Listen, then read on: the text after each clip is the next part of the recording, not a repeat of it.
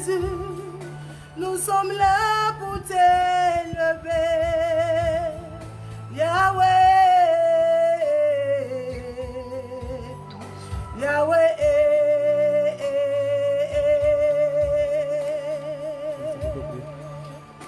Oui, Jésus, t'es tout ce que j'ai de précieux. Yahweh, Yahweh,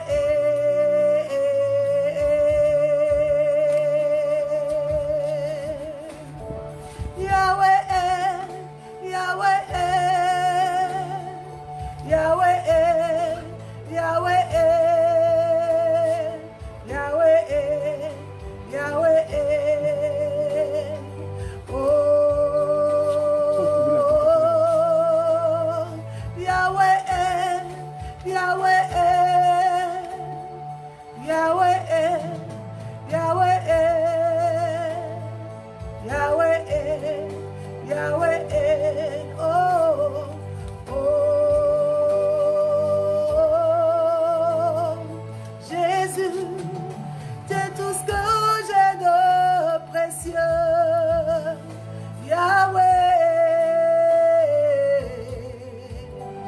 Yahweh,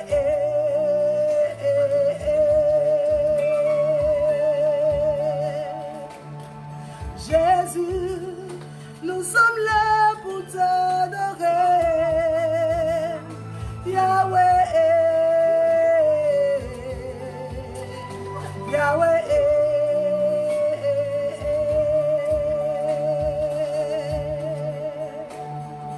Yonde namutu ya podanga, ya ya ya ya ya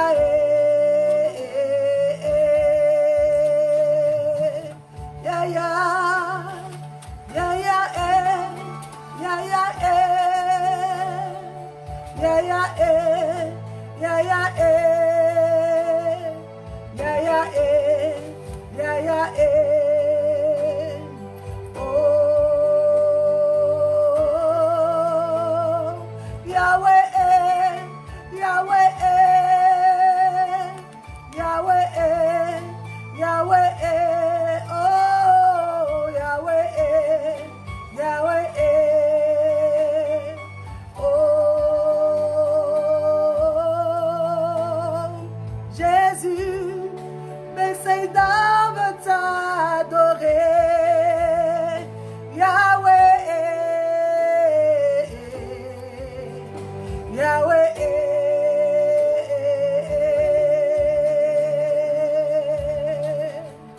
Papa Yonde, Namutu ya podanga, ya ya ya ya ya ya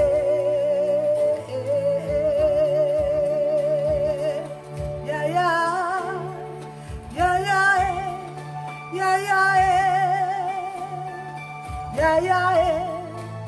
ya ya ya ya ya oh, Yahweh, Yahweh, Yahweh, Yahweh, Yahweh, Yahweh, oh, Yahweh, Yahweh, Yahweh, Yahweh, Yahweh, Yahweh, oh, je veux t'adorer parce que tu es fidèle. Je veux t'adorer, oh Baraclé, Saint-Esprit vient et remplit ce lieu. Je veux te louer, oh toi le Baraclé.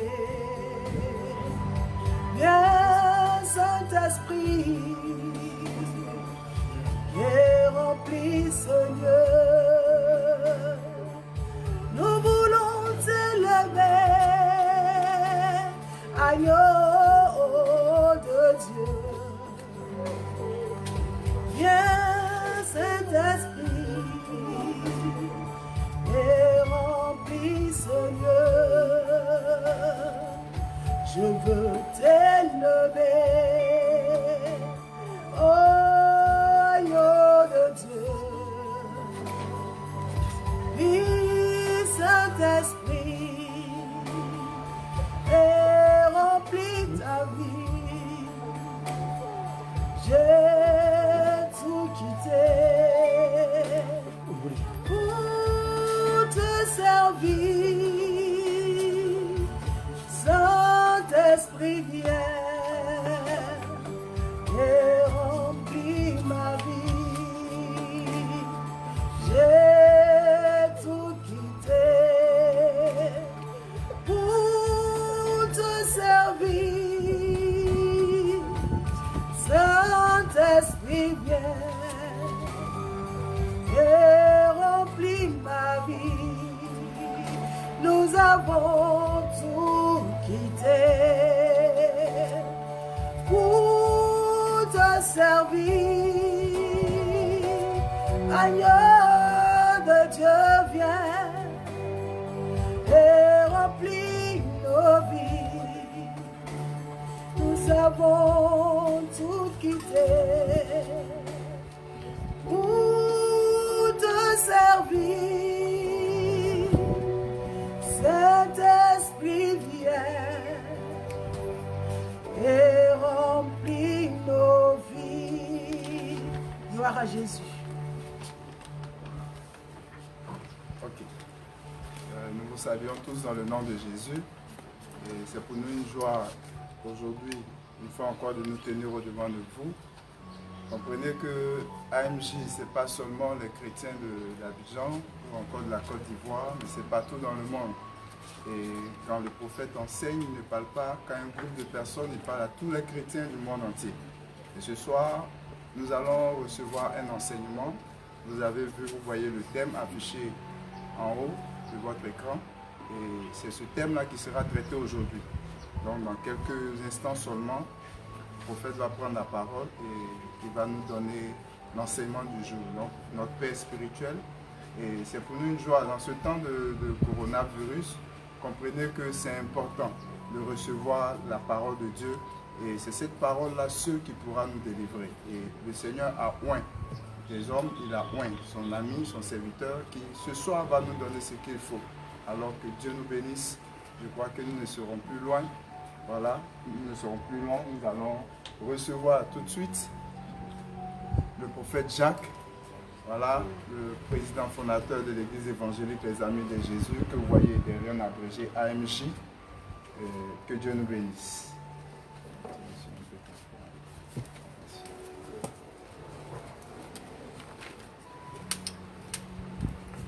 Bien, gloire au Seigneur, Jésus-Christ de Nazareth, qui nous a donc donné cette occasion ce soir de nous présenter au devant de sa face, afin de vous communiquer sa parole. C'est par cette parole que nous existons. Et nous voulons bénir le Seigneur pour la grâce qu'il nous a à nouveau faite en ce jour. Et que Dieu bénisse tous ceux et toutes celles qui sont à l'écoute et qui vont se laisser, n'est-ce pas, transformer par la parole du Seigneur maintenant. Eh bien, je voudrais à nouveau vous saluer dans le nom précieux de notre Seigneur Sauveur Jésus-Christ de Nazareth. Que Dieu vous bénisse. Je voudrais partager avec vous en cette soirée un thème. Et comme l'a déjà annoncé tout à l'heure l'évangéliste Roland, Dieu est le maître de la nature. Il utilise la nature comme bon lui semble. C'est le thème que nous allons ensemble partager avec vous. Et je voudrais vous inviter à prendre vos Bibles dans le passage de Jonas. Jonas 3 à partir du verset 1 à 10. Puis ensemble, nous allons faire la lecture. Je reprends Jonas 3 à partir du verset 1 à 10. Il est écrit ceci dans ma version. La parole de l'Éternel fut adressée à Jonas une seconde fois en ce mot. Verset 2. Lève-toi, va à Ninive, la grande ville, et proclame-y la parole, proclame-y la publication que je t'ordonne. Verset 3. Et Jonas se leva et alla à Ninive, selon la parole de l'Éternel. Or, Ninive était une très grande ville de 3 jours de marche. Verset 4. Jonas fit d'abord dans la ville une journée de marche, et il criait,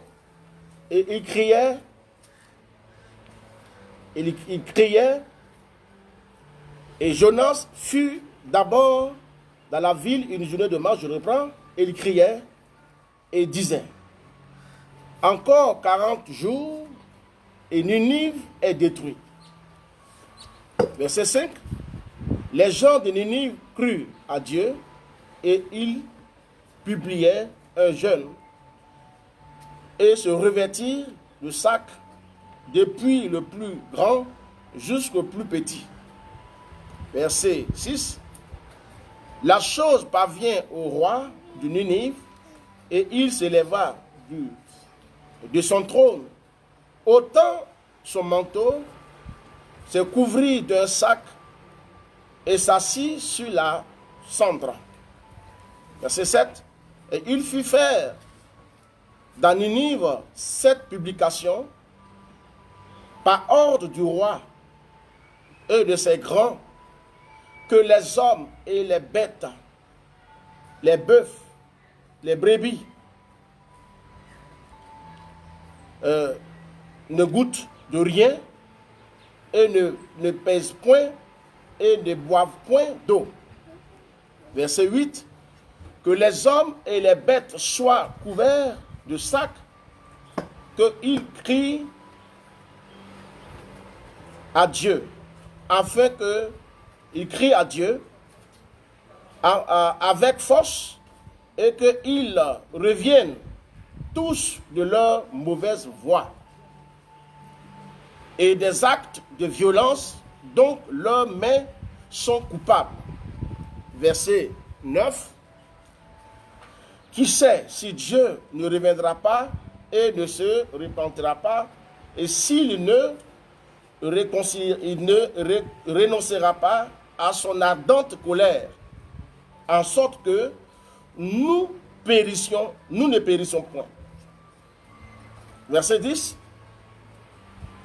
Dieu vit qu'il s'agissait, il s'agissait ainsi qu'ils revenaient de leur mauvaise voie, alors Dieu se repentit du mal qu'il avait résolu de leur faire et ne le fit pas. Amen. C'est donc Ninive, je vais dire, le verset 10. Aujourd'hui, nous ne sommes pas en train de parler de Jonas, du prophète Jonas ou de Ninive. Mais nous voulons prendre ceci comme un exemple pour aider tout un chacun en cet instant précis. Donc nous vivons des moments très très compliqués et nous nous remettons tous au Seigneur Dieu Tout-Puissant. Je ne fais que vous rappeler le thème. Dieu est le maître de la nature et il utilise la nature comme bon lui semble. Voici que le Seigneur a pris la résolution à l'époque, n'est-ce pas, de mettre fin ou de freiner la marche de tous ceux qui étaient à Ninive.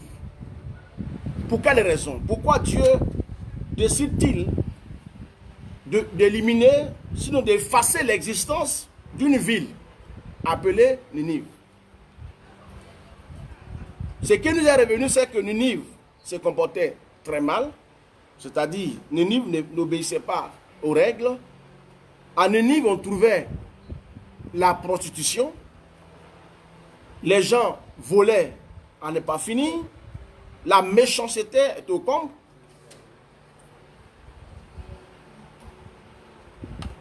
Les gens étaient opprimés. Et on faisait la méchanceté aux plus faibles. Alors, Dieu, dans son amour, a décidé d'effacer l'existence de Ninive sur la terre des hommes. C'est-à-dire, condamner Ninive à disparaître. Aujourd'hui, nous sommes dans une situation, donc il est important que le Seigneur nous donne quelques recommandations. C'est vrai que lorsqu'on est dans une situation pareille, telle que cette maladie aujourd'hui qui fait ravage dans le monde entier, la question que nous nous posons, est-ce que Dieu existe vraiment? Est-ce qu'il est celui-là dont l'on parle de lui en disant qu'il est amour et qu'il a donné son Fils unique, Jésus-Christ, à la croix du Calvaire, en fait que quiconque croit en lui ne périsse point, mais qu'il ait la vie éternelle, dans le livre de Jean 3, verset 16, que nous connaissons tous. Frères et sœurs en Christ, de AMJ et dans le monde entier, je voudrais en cette occasion vous dire que Dieu n'est pas silencieux. Dieu parle. Dieu est avec nous et Dieu agit constamment. C'est pourquoi je voudrais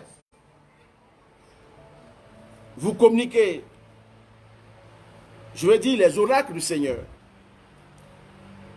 Vous dites aussi que Dieu est avec nous tout le temps.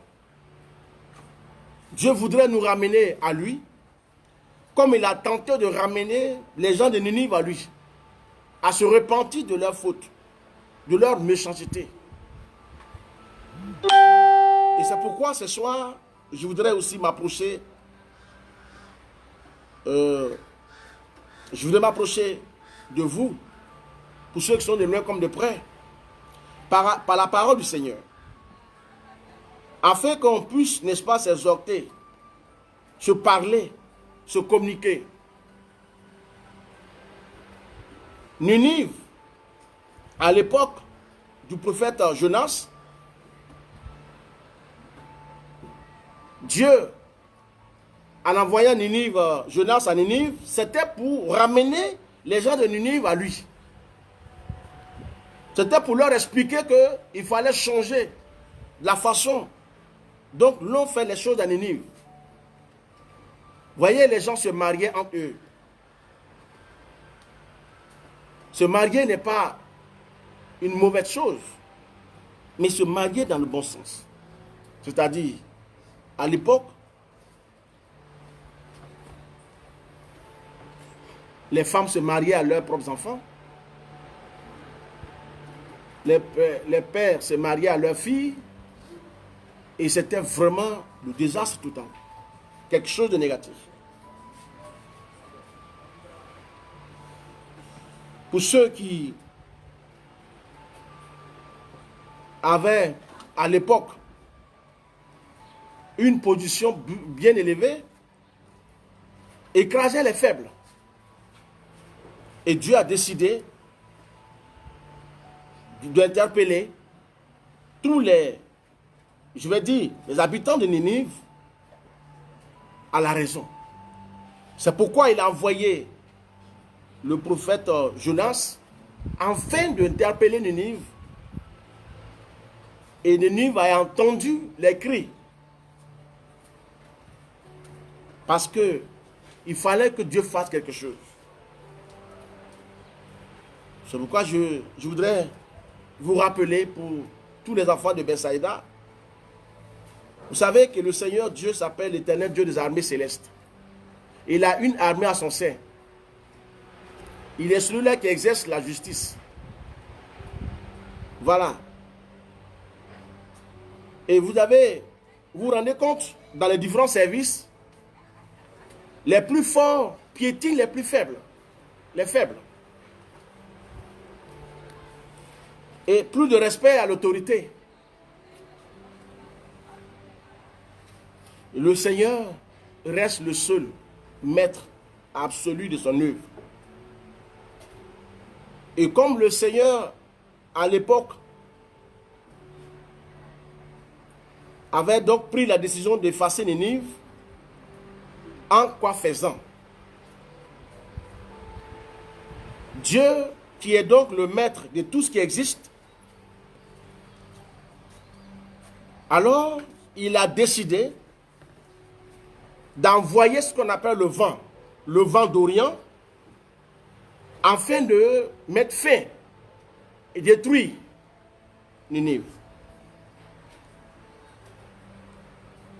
Alors c'est pour cela que j'expliquais que le vent d'Orient est utilisé par Dieu pour sauver ou de détruire. Un élément par exemple de la nature que Dieu utilise pour protéger la nature comme pour détruire la nature. Et le vent d'Orient est un vent chaud. Lorsque Dieu décide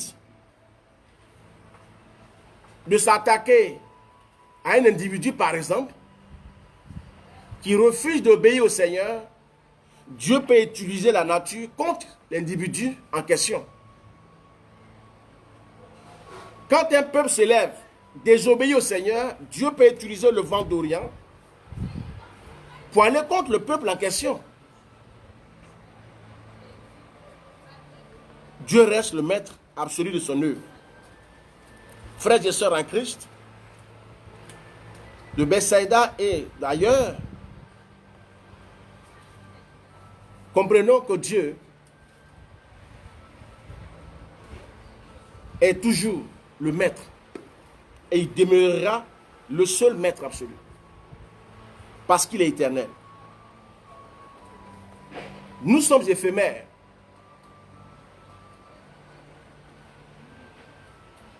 Dieu s'exprime. Et Dieu peut s'exprimer à travers la nature. Dieu peut parler à travers la nature. Dieu peut exercer la justice à travers la nature. C'est pourquoi nous constatons dans ce monde-là que ce fléau qui se manifeste aujourd'hui,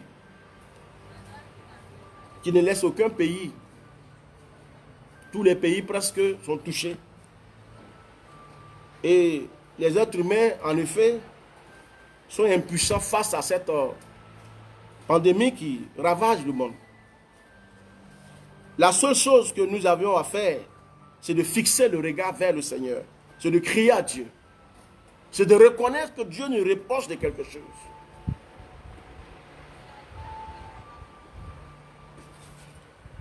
C'est de cela qu'il s'agit. Et la question qu'on doit se poser, Dieu me reproche de quoi au juste?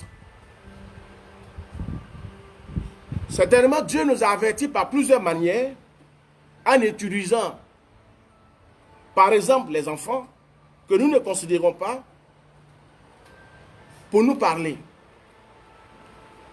Mais certainement, on n'a pas prêté attention parce que ce sont des enfants. Dieu a essayé d'attirer notre attention sur ce qui se passe dans le monde. Mais personne n'a prêté attention à cela.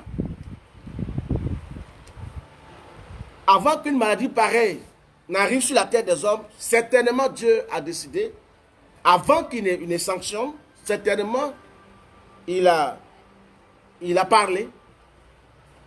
Et nous n'avons pas été attentifs à savoir. Et c'est pourquoi cette maladie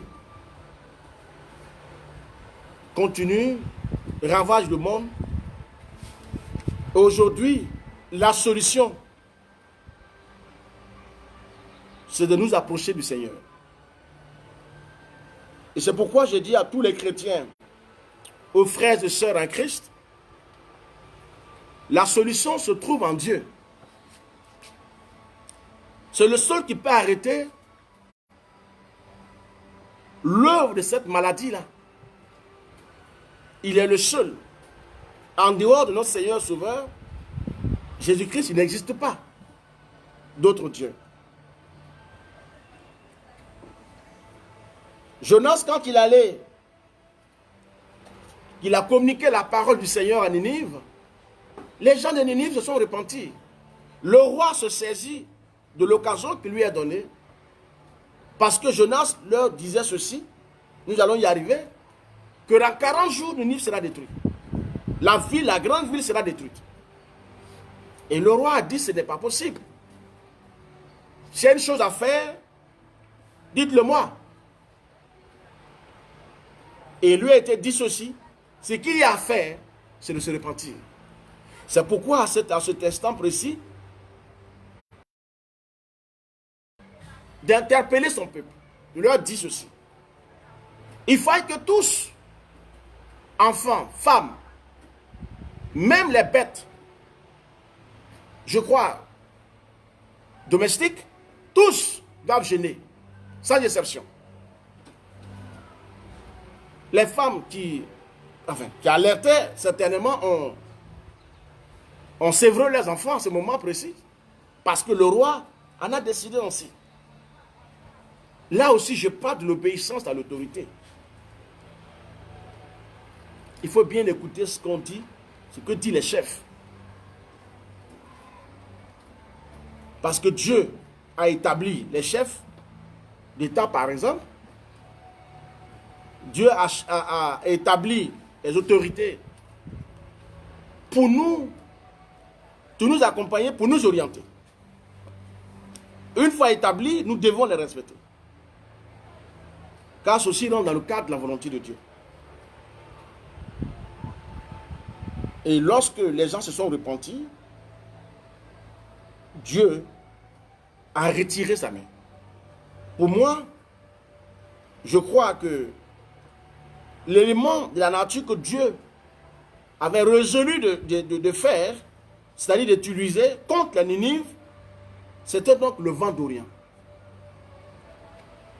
C'était un vent chaud qui ravage tout à son passage.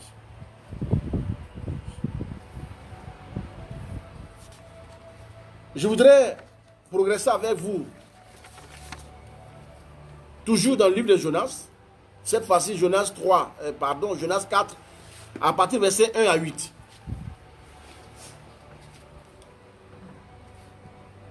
À partir du verset 1, il dit ceci: cela de plus fort à Jonas, et il fut irrité. Verset 2.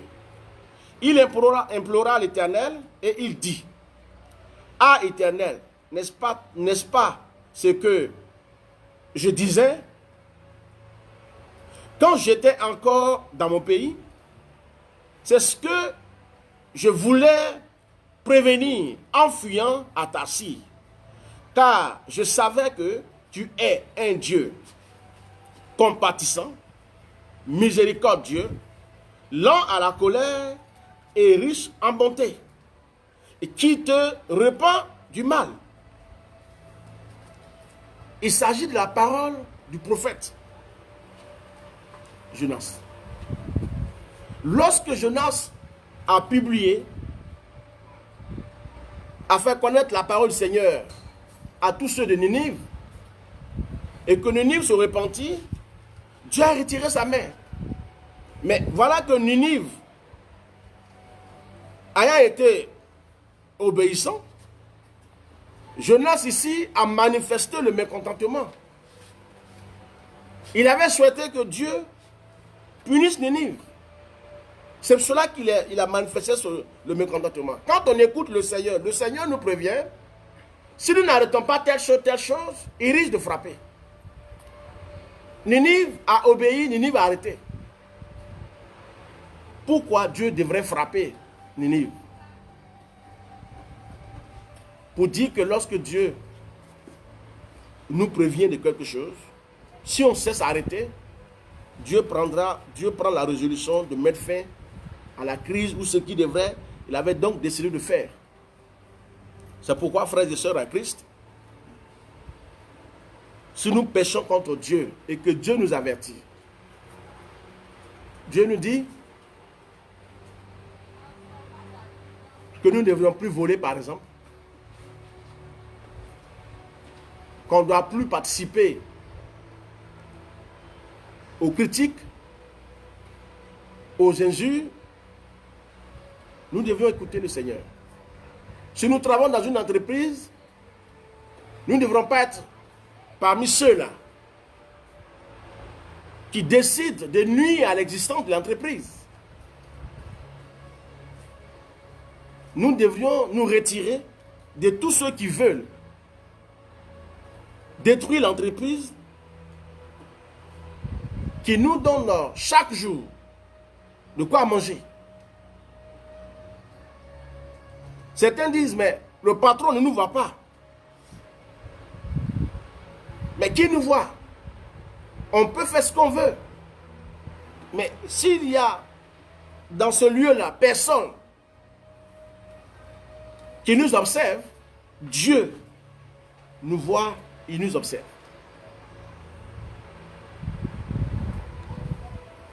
Et Dieu lui-même peut prendre la résolution, soit de nous retirer, ou de freiner notre évolution. C'est pourquoi je voudrais vous interpeller que même quand le Seigneur prend la décision de nuire à la vie de quelqu'un, c'est-à-dire de punir parce qu'on a commis une faute, et qu'on revient à lui, évidemment Dieu retire sa main. C'est ce qui a été fait avec Ninive. Je voudrais vous dire ceci. Il y a, je vous l'ai dit, il y a beaucoup d'hommes de Dieu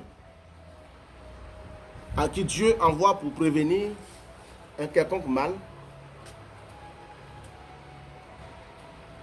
Sinon, il va faire ceci, il va faire cela.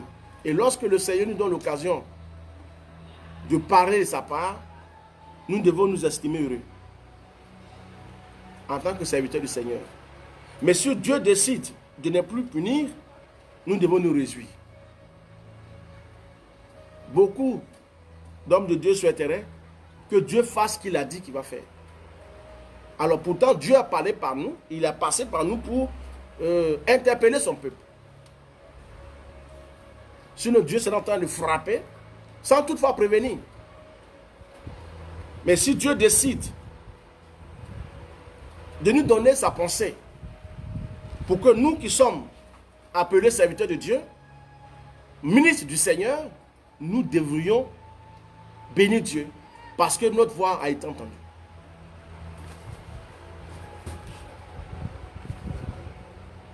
Jonas ici était donc mécontent du fait que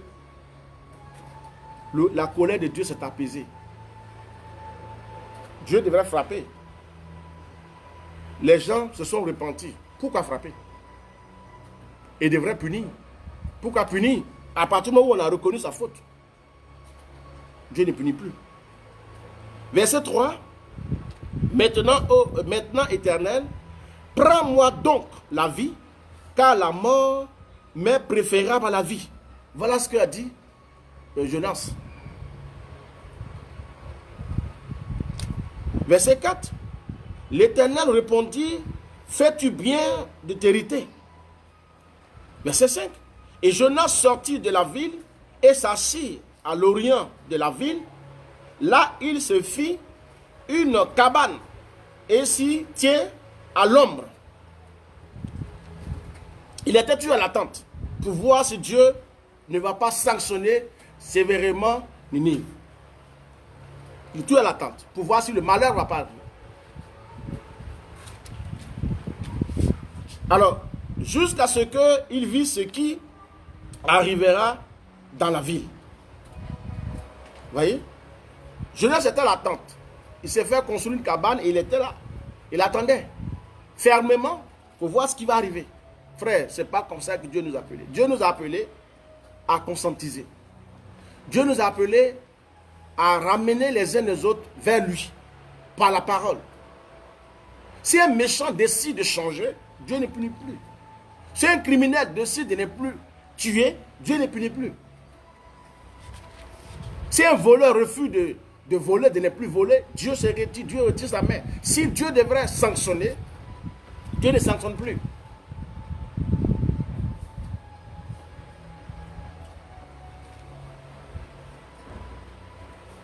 Verset 6.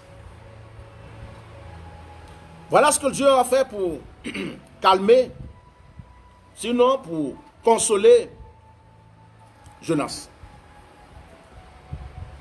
En dehors, n'est-ce pas, de la cabane que Jonas se fait construire, le Seigneur, à partir du verset 6, dit ceci. L'Éternel Dieu fit croître un raisin qui s'éleva au-dessus de Jonas pour donner de l'ombre sur sa tête et pour lui ôter son irritation. Jonas éprouva une grande joie à cause de raisin, mais, verset 7, mais le lendemain, à l'aurore, Dieu fit venir un ver qui piqua le raisin et le raisin sécha, mourut.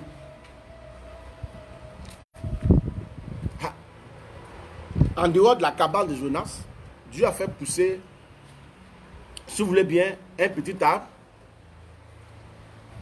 pour abriter Jonas. Voilà ce que Dieu va faire. Dieu voulait parler en Jonas, mais par une parole codée. Le Seigneur lui donne d'avoir de l'ombre. Et le lendemain, le Seigneur envoie un ver pour s'attaquer à l'arbre qui représente, si vous voulez bien, comme une fleur. Et aussitôt, un petit arbre mort. Du coup. Et là aussi, plus que Jonas a éprouvé une joie, et lorsque l'arbre a perdu la vie, la tristesse est revenue à Jonas. Et là maintenant, le Seigneur va se servir de cette occasion et le Seigneur va lui parler. Voyez bien. Verset 8. Mais au lever du soleil, Dieu fit souffler un vent chaud d'Orient et le soleil frappa la tête de Jonas au point qu'il tomba en défaillance. Il demanda la mort et dit, la mort m'est préférable à la vie. Ça va faire la deuxième fois. Vous voyez ce qui s'est passé?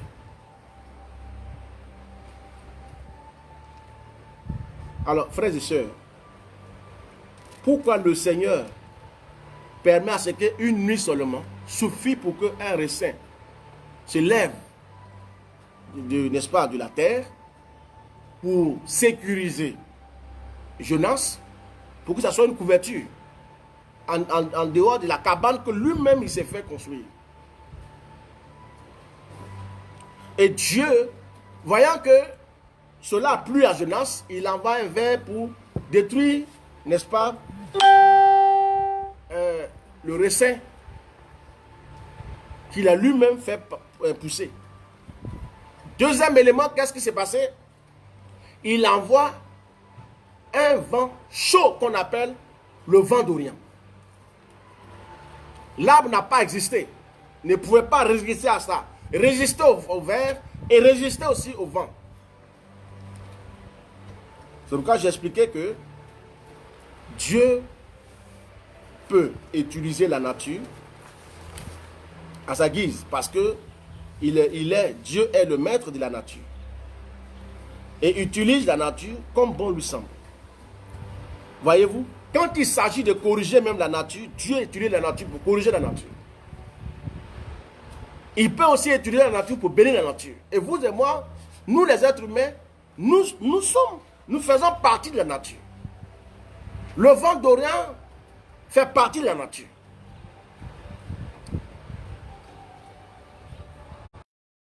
Et Jonas a été atteint ici par le découragement parce que le Seigneur a envoyé le vent d'Orient. Le Seigneur va lui expliquer pourquoi est-ce qu'il a fait cela. Il a dit, mais regardez, tiens, Jonas, écoute bien. Le raisin que toi, tu n'as pas fait pousser, et que j'ai fait pousser une nuit, et ce récit est mort la nuit suivante. Tu te plains, tu t'inquiètes pour ça. Ça t'a fait mal. Qu'en a-t-il avec les gens de Ninive? Si ceux-là mouraient, c'était pour que Jonas prenne conscience. Frère, ce passage, ce message s'adresse aussi aux hommes de Dieu, aux chrétiens de tous bords et au monde entier, s'il vous plaît. C'est pour cela que je vous ai dit, si le Seigneur a fait pousser un récit de la nuit, et la nuit suivante, le récit est mort, parce qu'il a envoyé un ver, qu'est-ce que Dieu ne pourrait pas faire quand une personne est en faute? Il est le seul. Il est l'autorité par excellence.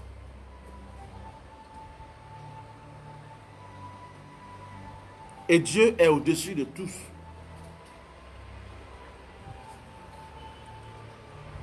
C'est pourquoi je voudrais vous encourager, frères et sœurs en Christ, AMJ, Bessaïda, mais ainsi que le monde entier qui m'écoute aujourd'hui, craignez Dieu. Craignez celui qui s'élève et tout fait silence. Craignez celui qui a le souffle de vie, nos souffles de vie là, entre ses mains. Craignez-le.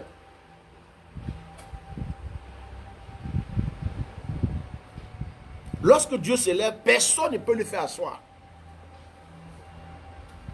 Tant qu'il n'a pas rendu justice.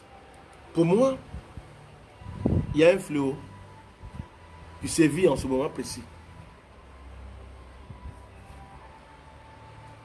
Appelé Covid-19. Nous déplorons ce que, n'est-ce pas, ce qui a commis, ce qui a fait ce Covid-19 partout dans le monde entier. C'est-à-dire qu'il y a plus de morts. Lorsque nous écoutons les médias,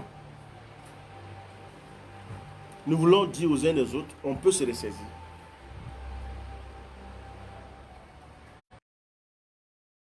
Se ressaisir. Revenons à Dieu et le Seigneur reviendra à nous. Et le nom du Seigneur sera glorifié.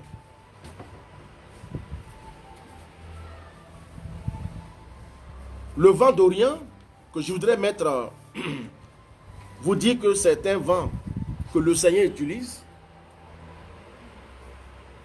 par exemple pour punir,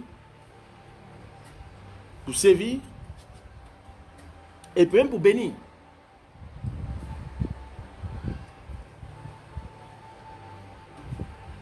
Voyez-vous? Je voudrais progresser avec vous dans le livre d'Exode 14 à partir du verset 21 à 22. Nous allons voir que le Seigneur a utilisé le vent d'Orient. Cette fois-ci, ce n'était pas pour détruire un peuple, mais c'est pour, n'est-ce pas, bénir, c'est pour établir l'ordre, c'est pour faire quelque chose de positif. Je répète, Exode 14 à partir du verset 21 à 22 dit ceci. Verset 21. Moïse étendit sa main sur la mer, et l'Éternel refoula la mer par un vent d'Orient qui souffla avec impétuosité toute la nuit. Il mit la mer à sec et les eaux se fondirent. Verset 22. Les enfants d'Israël entrant au milieu de la mer à sec, et les eaux formaient comme une muraille à leur droite et à leur gauche. Amen. Cette fois-ci,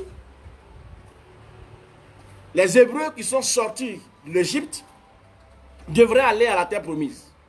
Poursuivis par le roi Pharaon, Ramsès, ils étaient en face de la mer Rouge. Et là, ils avaient du mal à franchir. Ils avaient du mal à passer. Parce que la mer était une opposition, un obstacle pour eux. Mais lorsque le Seigneur a communiqué la solution à son serviteur Moïse. Moïse, dit le Seigneur, a étendu sa main sur la mer. Et l'Éternel refoula la mer par un vent d'Orient. Ça dit que c'est le vent qui a séparé la mer Rouge en deux parties. Qui a créé une muraille à gauche, une muraille à droite. Là, ce n'était pas pour détruire un peuple, mais c'est pour aller contre la nature également. La mer fait partie de la nature. Le vent d'Orient, la nature. Donc voilà que Dieu prend les deux éléments. Le vent d'Orient pour s'attaquer à la mer Rouge. Pour mettre la mer à sec. Afin que les Hébreux puissent traverser. Voilà de quoi Dieu est capable. Je le dirai toujours. Lorsque Dieu décide de s'attaquer, même à une autorité, frère, ne faisons pas des illusions. Dieu est capable. Parce que la nature obéit directement au Seigneur. Car il est le créateur de la nature.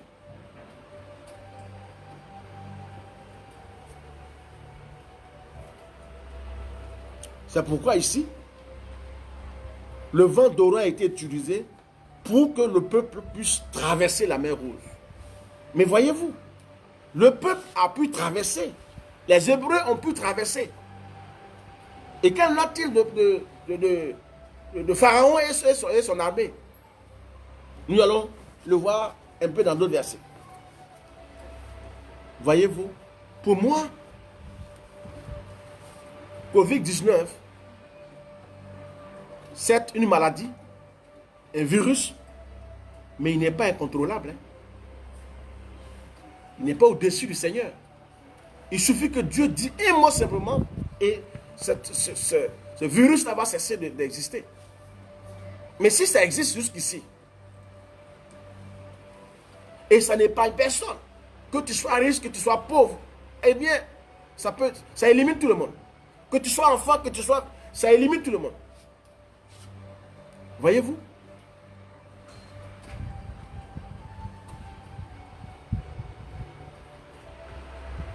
Alors, que avons-nous fait pour que je veux dire, ce virus-là soit en pleine œuvre comme ça? Ce sont les différents crimes. Ce sont les différents péchés. C'est la désobéissance, la rébellion au Seigneur. C'est de cela qu'il est question. Je voudrais, frères et sœurs, même si là où nous sommes, dans nos services, dans nos lieux, chez nous à la maison, partout que nous soyons, même s'il n'y a personne qui nous contrôle, disons-nous la vérité. Dieu nous regarde et nous observe depuis son royaume. Il nous observe. Vous voyez? Je le reviens sur le cadre du travail. Il y a des gens, ils cherchent à être embauchés. Dès qu'ils sont embauchés, c'est fini. C'est la négligence. Non, personne ne me voit, personne ne me suit, personne ne me contrôle. Mais Dieu te regarde. Tu peux ne pas avoir une promotion. C'est Dieu qui te note. Alors ceci dit, nous devons tous travailler. Soyons irréprochables. Faisons tout pour être irréprochables. Et la longévité sera notre partage. La grandeur sera notre partage. Le succès sera notre partage. La santé sera notre partage. Frères et sœurs en Christ, il y a une solution pour freiner Covid-19. La solution se trouve dans la parole du Seigneur. La repentance. Changer de comportement.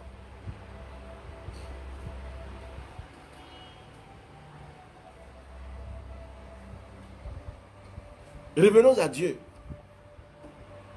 Et Dieu reviendra à nous. Amen.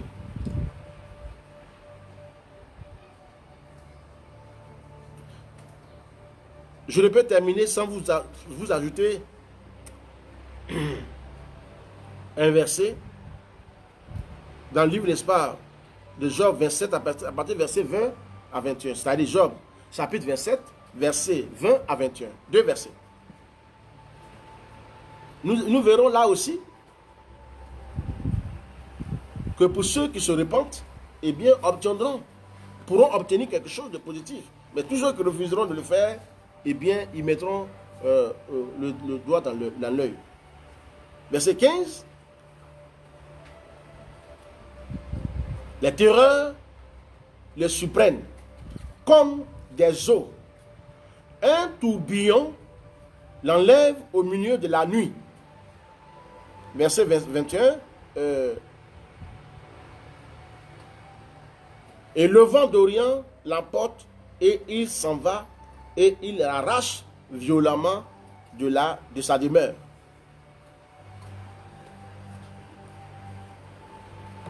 Voyez-vous? Je lis bien Jonas 27, verset 20 à 21. Donc verset 20 et à 21. De qui il s'agit? Les terreurs les surprennent. Lorsque Dieu lui-même décide de t'envoyer le vent d'Orient, ça peut te surprendre, frère. Ça peut nous surprendre. Les terreurs les surprennent comme des eaux. Un tourbillon l'enlève au milieu de la nuit. Le tourbillon n'est rien d'autre que le vent d'Orient, qui est invisible aux yeux des hommes. On est incapable de voir cela. Et quelqu'un peut aller se coucher et ne pas se réveiller. Alors il dit ceci, le vent d'Orient l'emporte et il s'en va. Il arrache violemment de sa demeure. Sa demeure, c'est quoi? Son lieu, par exemple, d'habitation. Son lieu de service. Quelqu'un peut aller au service et ne pas pouvoir revenir. Emporté par le vent d'Orient. Le vent d'Orient peut être un esprit d'accident. Ça peut être une maladie. Quand Dieu retire sa main sur quelqu'un, eh bien, le vent d'Orient qui est, je veux dire, qui est un organe de la nature, peut se déchaîner. C'est pourquoi nous devons nous accrocher au Seigneur et nous abandonner afin que nous soyons tous à l'abri de ce vent d'Orient. Vous voyez? Je voudrais encourager les chrétiens, oui, nos frères et sœurs en Christ, à s'accrocher, à ne pas dire que Dieu nous a abandonnés. Dieu ne nous a pas abandonnés. Si Dieu n'intervenait pas, on allait connaître quelque chose de pire. Mais Dieu nous aime tellement qu'il plaît au Seigneur de nous faire savoir qu'il est le seul maître. C'est important de nous abandonner d'aimer le Seigneur et reconnaître qu'il est le seul véritable sauveur.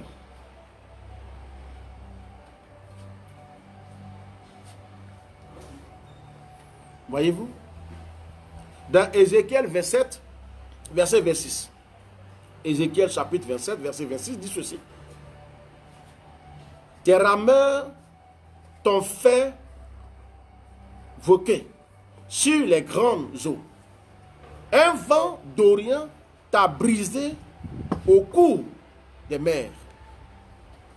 Pardon, au cœur de mer. Voyez-vous? Je voudrais dire à quelqu'un, ne disons jamais que nous sommes forts, qu'on est meilleur. Disons que sans le Seigneur, nous ne sommes rien et qu'on ne peut absolument rien faire sans lui. C'est pour cela que je voudrais vous encourager afin que les jours à venir, nous puissions nous incliner au-devant sa face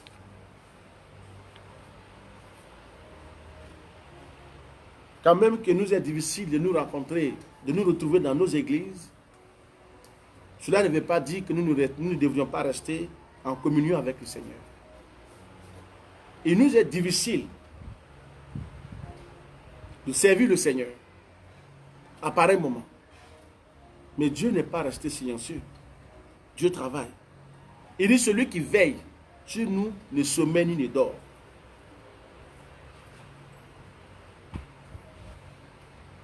Donc ce qui veut dire que jusqu'ici le Seigneur travaille. Si c'est pour moi,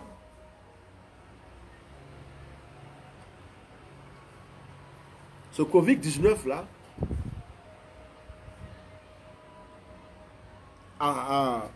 il a sa limite. Ça va s'arrêter très bientôt. Mais il va falloir que nous nous ressaisissons. Et que nous nous abandonnons, qu'on recherche ardemment le Seigneur. Et quiconque cherche le Seigneur trouvera. Dans le livre de Matthieu 7, verset 16, dit ceci. Cherchez, vous trouverez. Demandez, vous obtiendrez. Vous recevrez. Frappez, l'on ouvrira la porte. Je voudrais dire ceci. Bénissons donc le Seigneur. Car Dieu n'est pas loin de nous. C'est à cause de nos péchés, nos crimes, nos désobéissances, que le monde entier est secoué. Aujourd'hui, les grandes nations sont impuissantes face à cette épidémie. Nous avons vu la limite, comment dirais-je, de nos grandes nations. Mais celui qui n'est pas limité, c'est notre Seigneur. C'est ce Dieu que j'ai appelé le Dieu d'Abraham, d'Isaac et Jacob, qui vit à jamais. Je voudrais alors, avant certainement de prier pour ceux qui sont malades, afin que ceux qui ne sont pas atteints ne soient pas atteints, ça c'est notre choix. Mais ceux qui sont atteints de ce Covid-19 reçoivent la guérison. Priez également pour nos autorités et priez également pour nos voyants soldats. Et ensuite, pour ceux du corps médical, que tout le temps, ils sont interpellés, qui abandonnent leur famille et qui se retrouvent dans les hôpitaux parce que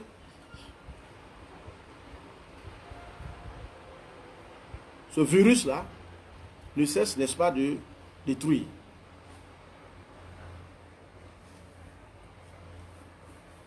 Il est important, avant toute chose,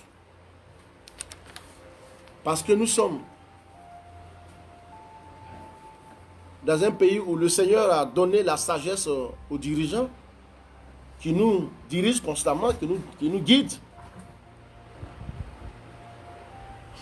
Il y a donc des mesures qui ont été, je vais dire, qui nous ont été recommandées en ce qui concerne le coronavirus Covid-19 qui circule partout, n'est-ce pas? Mais il était dit comme ça que, selon ce que nous avions appris, ce que nous savions, qu'il ne circule pas tout seul. C'est l'homme porteur du virus qui circule donc. Les mesures suivantes sont des mesures de bon sens. Si c'est les hommes, d'êtres humains qui portent le virus, qui circulent avec, en ayant en eux le virus, si on ne circule pas, ça va se limiter.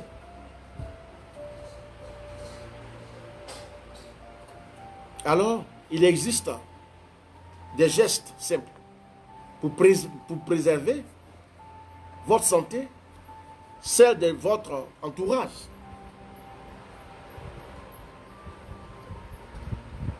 Se laver les mains très régulièrement, tousser ou éternuer dans son coude, saluer sans se serrer la main, éviter d'embrasser quelqu'un. Il dit à tous Donner des bises, par exemple. Utiliser des mouchoirs à usage unique. On a fini d'utiliser, on jette à la poubelle. Le port de masque chirurgical, qui est recommandé aussi. Et le respect, par exemple, la distance de moins 1 mètre. Personne ne peut prier sans respecter ces diverses recommandations. Si nous sommes dans nos maisons, qu'on continue, on se met dans la prière, Seigneur agit, intervient pour que les gens soient guéris, mais il est important qu'on respecte cette distance-là. C'est en cela que nous serons écoutés. Et ce virus ne pourra plus se propager. Et à la fin de ce virus-là, on verra que tous ceux qui sont atteints sont non seulement guéris, ils guériront tous. Et nos activités vont reprendre. C'est pourquoi je voudrais prier, interpeller ce grand Dieu qui nous regarde pour voir qu'est-ce que nous allons faire. Est-ce qu'on va critiquer, on va le juger, on va calomnier le Seigneur, ou bien est-ce que nous allons nous repentir? Mais la seule chose à faire, ce n'est pas insulter Dieu. C'est de lui dire que nous avons péché, que sa main se retirer, que cette même main, la main créatrice, cette main d'amour, revienne vers nous, pour nous sécuriser. C'est pour cela que donc je vais prier maintenant pour d'abord ceux qui souffrent aujourd'hui de Covid-19, qui sont placés en quarantaine. Père éternel Dieu, c'est au nom puissant de Jésus-Christ de Nazareth que je prie pour tous ceux qui sont touchés et qui ne savent pas quoi faire. Tu l'as dit, les docteurs soignent, mais toi tu guéris. Je prie qu'à l'instant précis, que tous ceux qui souffrent d'une quelconque maladie, aujourd'hui c'est le Covid-19 qui travaille,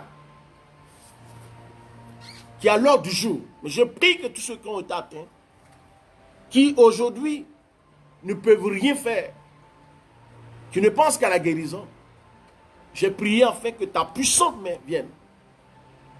Mais avant toute chose, je voudrais également te prier de pardonner tout et chacun. Pardonne nos erreurs, nos fautes, nos manquements, nos désobéissances. Seigneur Dieu des armées célestes, pardonne-nous la colère, la haine. Par exemple, la destruction du bien détruit.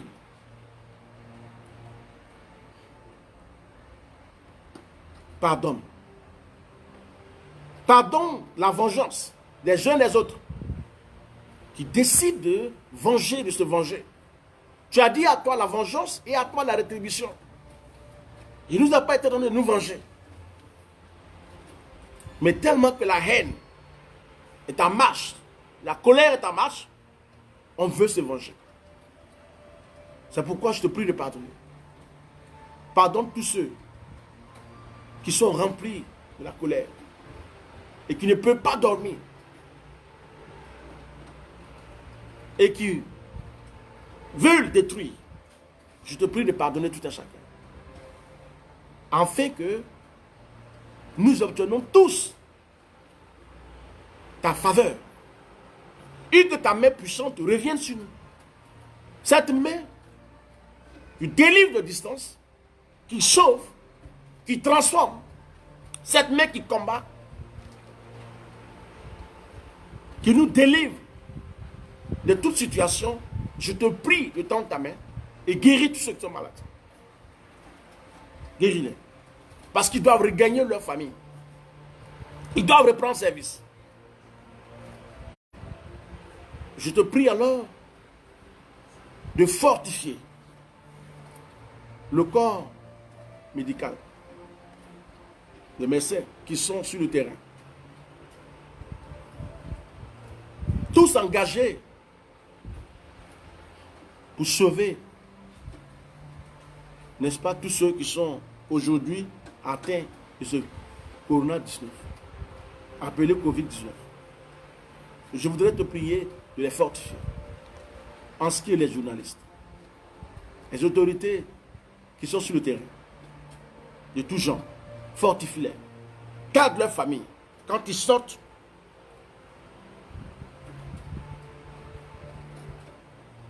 ils ont du mal à retourner tant que ce qu'on leur a demandé n'est pas achevé. C'est-à-dire la mission qui leur a été donc assignée. Je te prie de les fortifier. Garde-les. Protège leur maison. Donne à ce que ces soldats-là reviennent sains et saufs à leur demeure respective. Et que ton seul nom soit glorifié. Donne, bénis cette nation. Et garde-la. Protège les autorités. Et bénis tous ceux qui sont de loin comme de près. Et qui n'avaient plus d'espoir. D'un fortifier, s'il te plaît. D'un guérir tous ceux qui souffrent d'une quelconque maladie. Seigneur, si tu as permis à ce que